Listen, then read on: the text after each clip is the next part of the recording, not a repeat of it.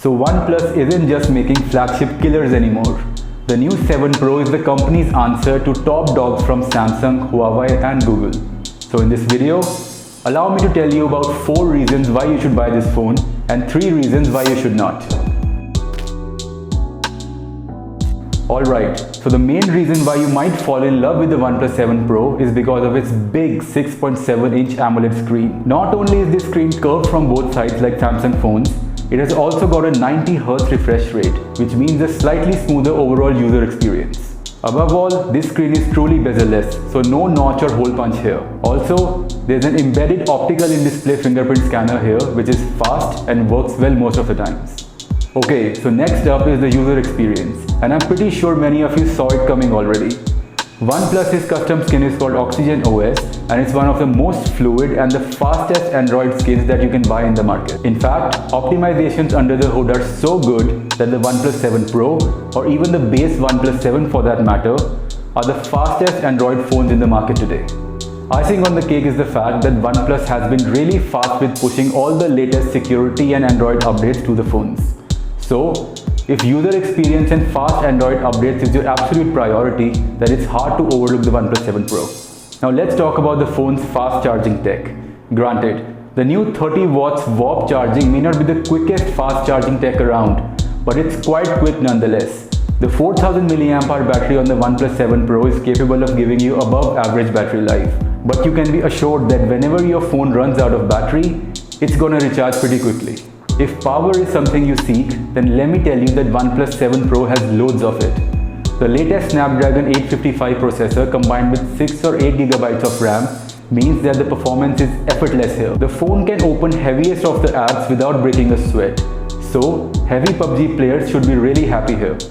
Alright, now with that out of the way, let's talk about the issues with this device. While that 6.7-inch screen might be really good to look at, you must remember that 6.7 inch is a massive screen size, and the result, the OnePlus 7 Pro is really big and it's reasonably heavy as well. In fact, I feel that photographs and videos don't quite do justice to its big size. So, if you want to buy one, I highly recommend you go to a nearest OnePlus store and experience the phone in hand to see if you're comfortable with its big size or not.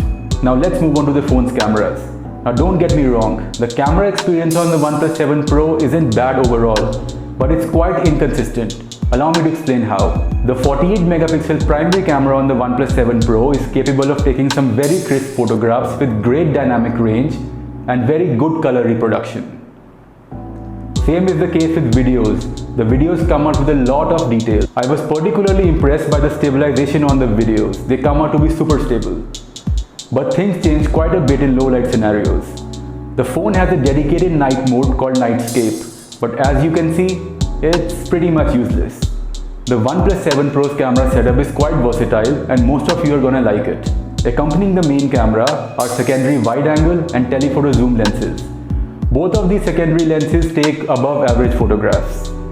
But the problem is, for some very weird reason, you cannot take videos with the wide-angle camera. Up front, the phone has a motorized pop-up selfie camera, which is a new design trend nowadays.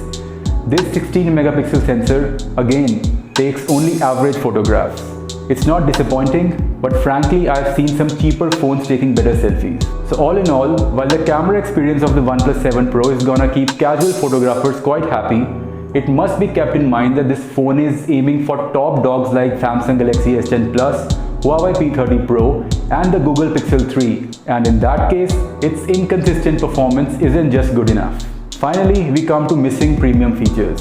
So even though you'll end up spending over 50 grand on your OnePlus 7 Pro, it lacks wireless charging and official water and dust resistance.